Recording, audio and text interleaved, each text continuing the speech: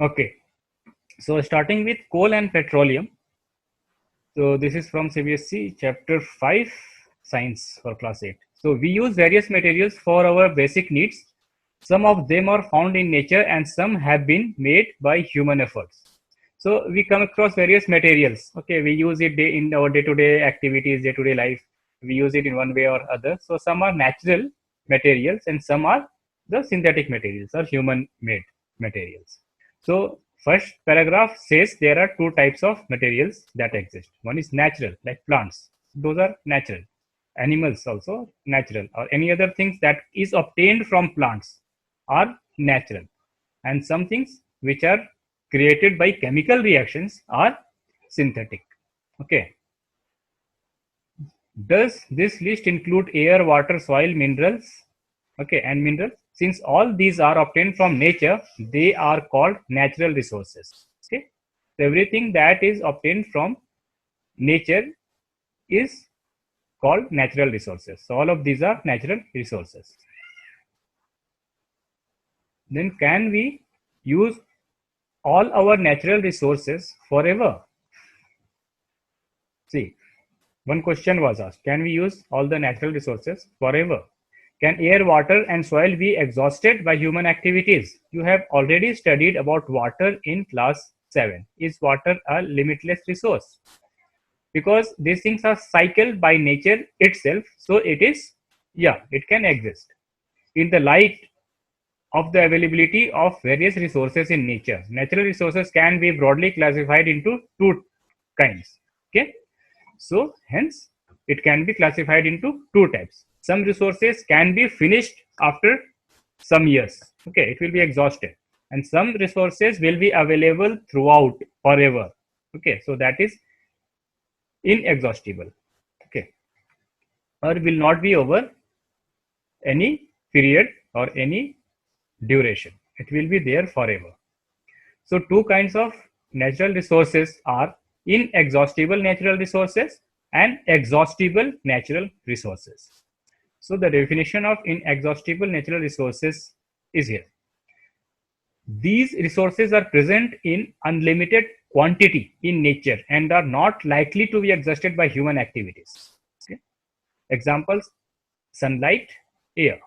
So these are not exhausted by human activities. They will be present throughout the lifetime, or they will be there forever. And exhaustible natural resources means the amount of these resources in nature is limited. Like we know petrol. Petrol can get over after some time. Okay, so we know these are natural resources. However, they will be exhausted after few years. Okay, so they can be exhausted by human activities. If lots of fuels are burned, they will be finished after some decades. So example of these resources are forests, wildlife, minerals, coal, petroleum, natural gas, etc. Okay, so one activity it is given here. Let's take it. Okay, let's do the activity also what it is given. Try to see what it is asking for. So it is a group activity actually. It says take some containers, fill them with popcorn, peanuts, roasted gram toffees. Divide students into groups of 7 each.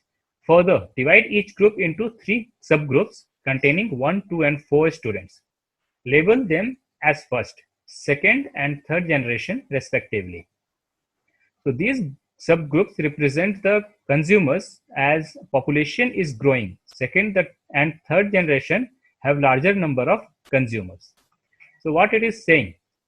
Is saying fill, take some containers. So 1, 2, 3, 4, 5, 6 containers you took and fill them with popcorn, peanuts, roasted grams, and toffees. Divide students into each group of 7 each. 7 groups. So group activity. Further divide each group into 3 subgroups containing 1, 2, and 4 students. Label them as first, second, and third generation respectively. These subgroups represent the consumers. So subgroups are consumers. As population is growing, second and third generation have larger number of consumers. Okay, because initially the consumers were less. Okay, so it means some toffees are there. So initially one person comes and they eat some toffees. Okay, Then in the next generation, 5 persons will come and they will take some toffees. And in the third generation, say 20 people came and they took some toffees. So for third generation, the resources available will be very less. So this is the indication of this activity. Okay. Now it is saying put one full container for each group on a table. Ask consumer of the first generation from each group to consume eatables from the container of their group. Now ask the second generation consumers from each group to do the same. Ask a student to observe carefully the availability of eatable in each container. If something is left in the containers, ask third generation from each group to consume it. Now finally observe whether all the consumers of the third generation got the eatables or not. Also observe if anything is still left in any of the container. So it says for third generation, very few things will be left. Okay. And they will have very limited resources. So they cannot have enough resource after 3-4 generation. So the activity was for that. Now the paragraph says, assume that the eatables in the container represent the total availability of an exhaustible natural resources like coal, petroleum, or natural gas. Each group may have a different consumption pattern. Are the earlier generations of any group too greedy? It may be that the earlier generation in some groups were concerned about the coming generation and left something for them. So here it means that if the earlier generation were too greedy, they will try to finish up the resources in their time itself. So nothing will be left for the next and coming generations. Okay. So, and if the generation or earlier generation was not too greedy, then they will leave. They will take care of the coming generations also, and they will not consume all the resources. So this was the meaning from this paragraph. In this chapter, we will learn about some exhaustible natural resources like coal, petroleum, and natural gas. So in this chapter, we are going to read about exhaustible natural resources, those resources which will get over after few decades. So we will study that.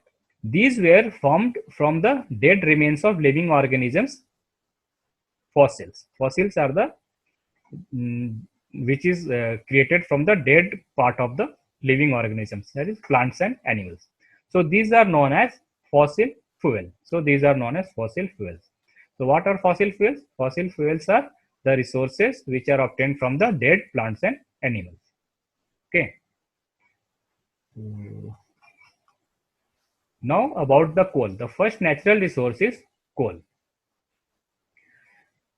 You may have seen coal or heard about it. In figure 5.1, it is showing the photo of coal. It is very common in, like, Jharkhand is full of coal, and it is the national coalfield region. So it is as hard as a stone and is black in color. So it says it is hard in as stone. It is as hard as a stone. So it is hard. Coal is usually hard and it is black in color, and it is used as fuel also.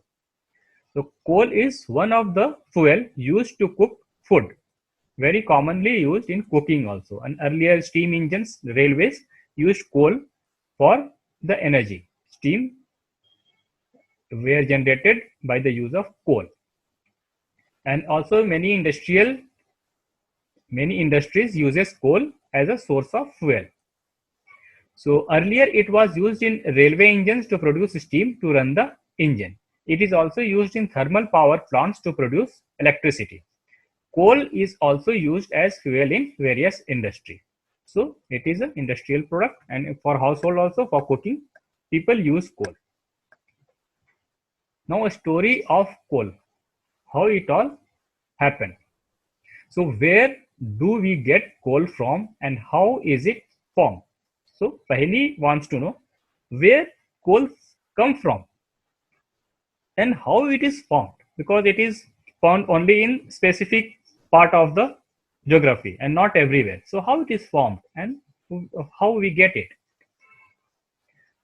So about 300 million years ago, the earth had dense forests in low-lying wetland areas. Okay.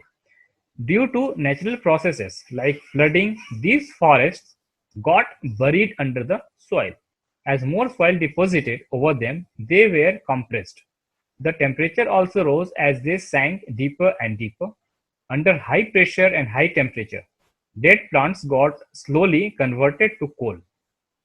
See, so all the dead plants and animals and the low-lying forests got decayed. Okay, they sank deeper and deeper, and under the influence of temperature, okay, they got deeper and deeper, and high pressure and high temperature, dead plants got converted into coal. This is how it's happened. Under high temperature and pressure, they got submerged or deeper and deeper, and it was converted to coal. Hmm? Yeah, yeah. Tell me.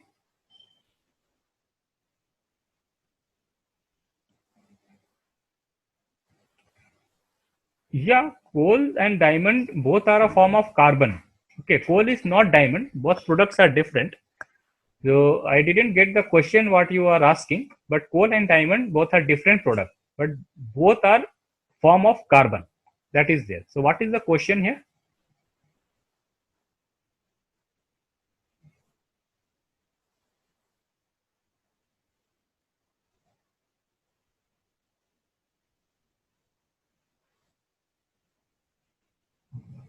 Okay, under high temperature and pressure, yeah, diamonds are also formed. So similar stories, but both are two different products.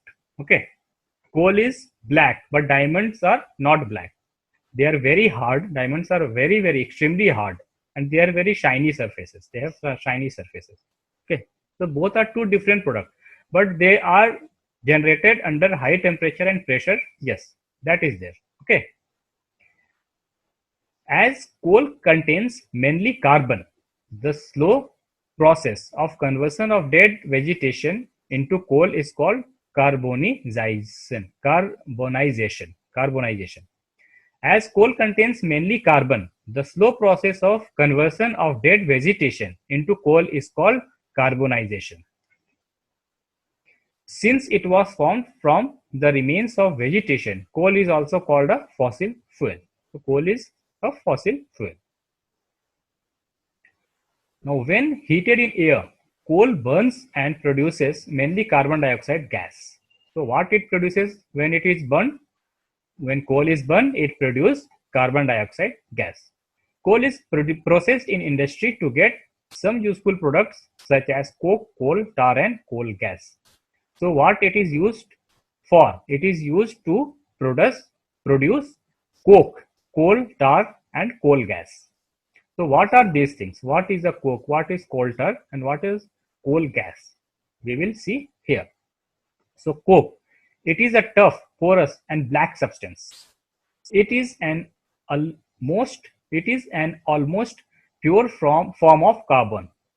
Coke is used in manufacture of steel and in the extraction of many metals.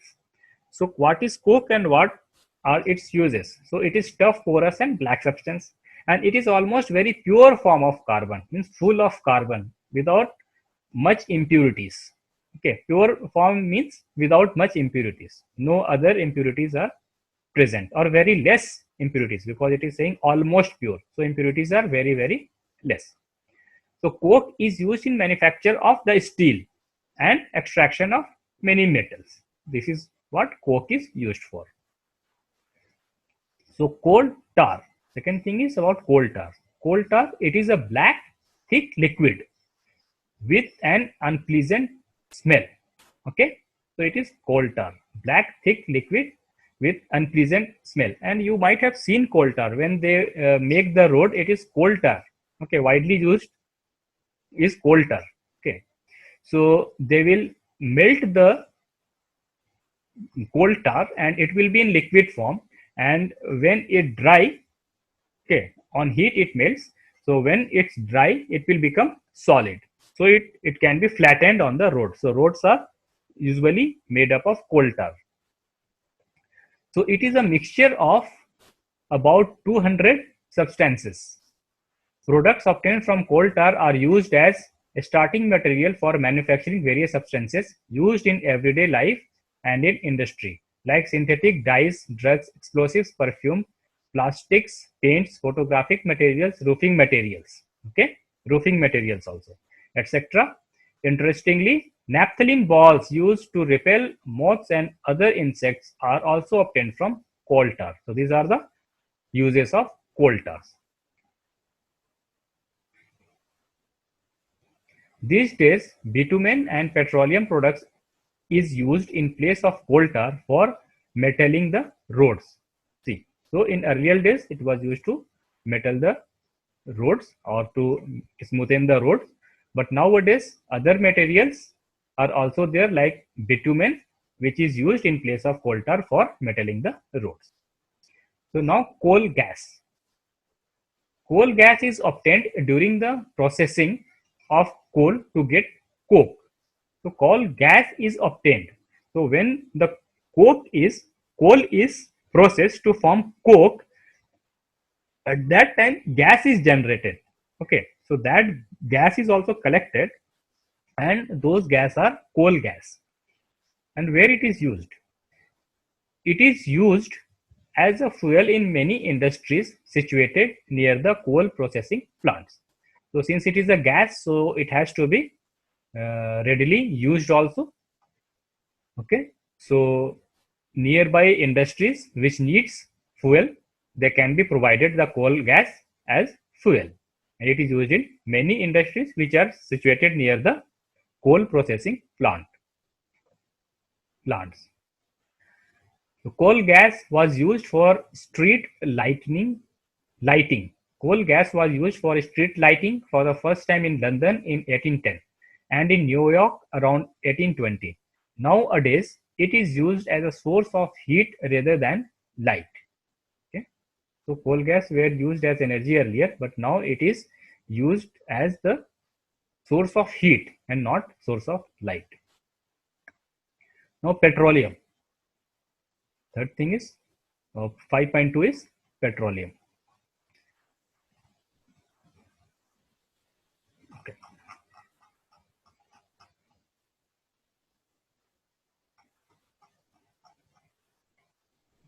First thing was coal. Now second thing was petroleum. Take care of the topics also what we are covering.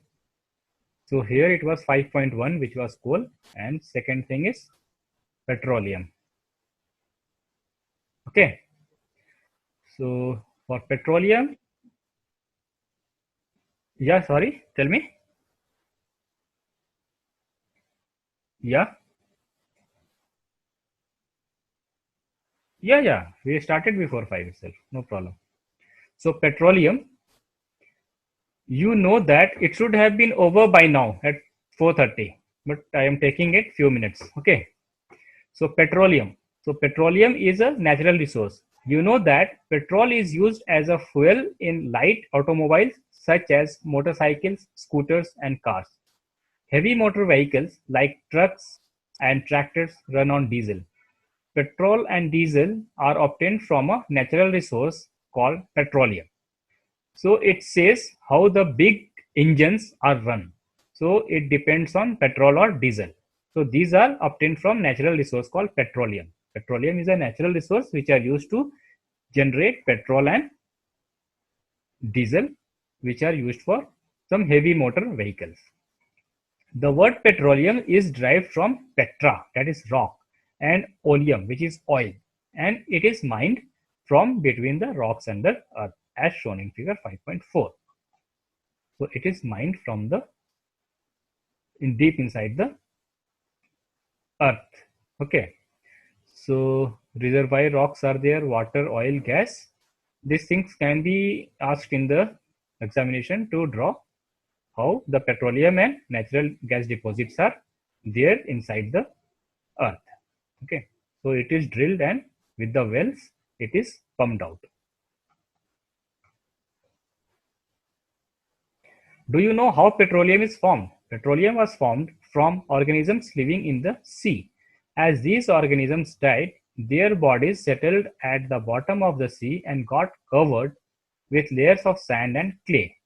Over millions of years, absence of air, high temperature, and high pressure transformed the dead organisms into petroleum and natural gas. Look at figure 5.4. It shows the deposits of petroleum and natural gas. You see that the layer containing petroleum, oil and gas is above that of water. Why is it so? Recall that oil and gas are lighter than water and do not mix with it. So it also says that water is there and oil and gas is above it. See, this is the part where it is showing water, oil and gas. So it doesn't mix with water, oil doesn't mix with water and gas doesn't mix with oil. So it is here. So it is pumped out. It is also pumped out or collected in that way. These things are collected from the pipes or by other means. Now it says the world's first oil well was drilled in Pennsylvania. Okay, world first oil well was drilled in Pennsylvania, USA in 1859. 8 years later, in 1867, oil was struck at Makum in Assam. Okay, so in India also it was developed. In India, oil is found in Assam, Gujarat, Mumbai, high and in the river basin of Godavari and Krishna. So these are the places in India where oil is or oils are found.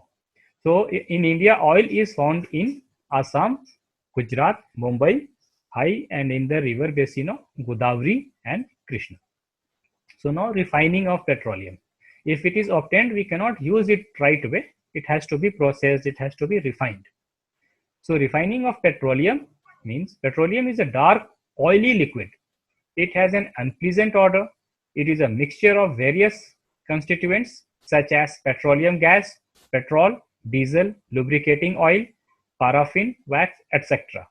The process of various constituents of petroleum, the process of separating the various constituents, fractions of petroleum is known as refining. It is carried out in a petroleum refinery. Various constituents of petroleum and their uses are given in table 5.1.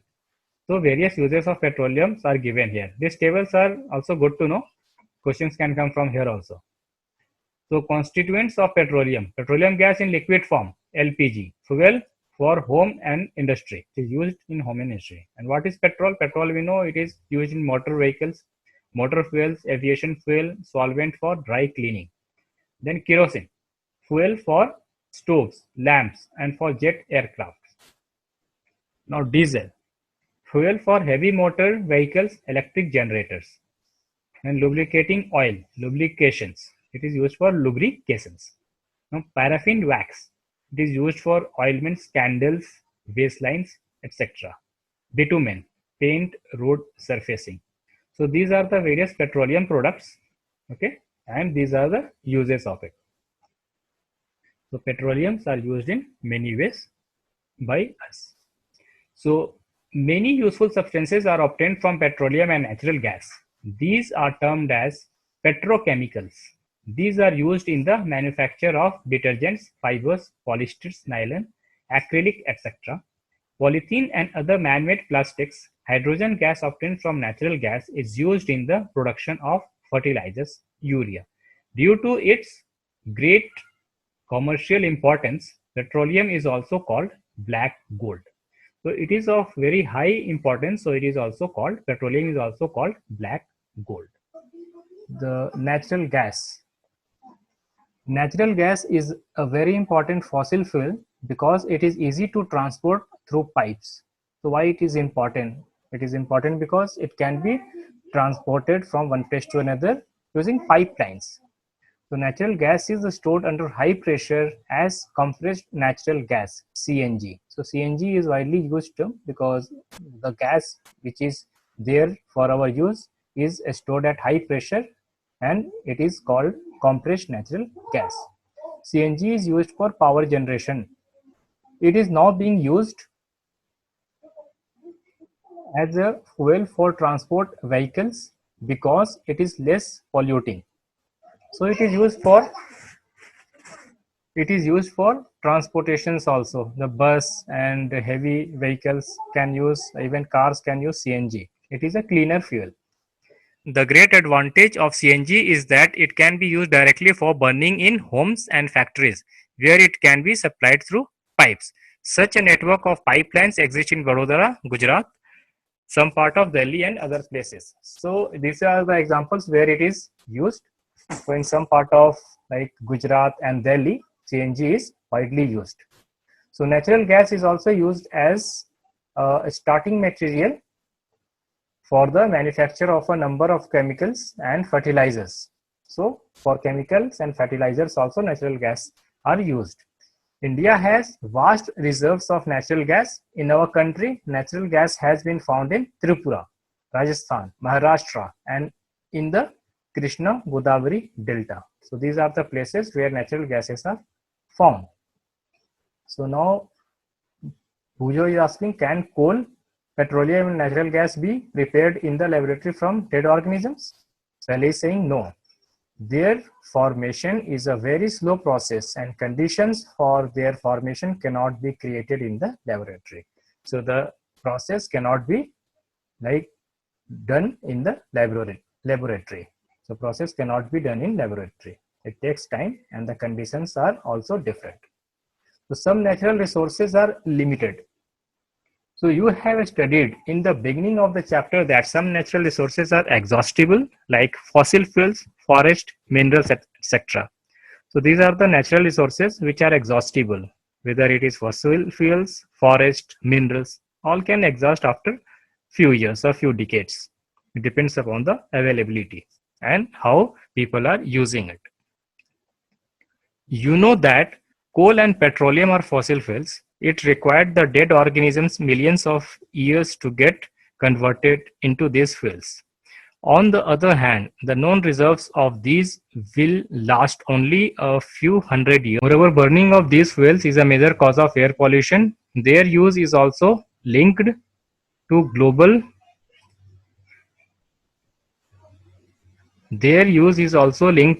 warming. So use of fossil fuels are also leading to global warming. It is therefore necessary that we use these fuels only when absolutely necessary.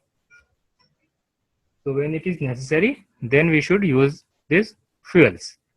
This will result in better environment, smaller risk of global warming and their availability for a longer period of time. So it will be available for longer period. In India, the Petroleum Conservation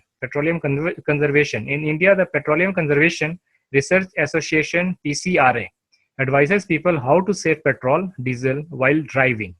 Their tips are some of the tips which is given by PCRA for saving fuels. Drive at a constant and moderate speed as far as possible. Switch off the engine at traffic lights or at a place where you have to wait. Ensure correct tire pressure. Ensure regular maintenance of the vehicles.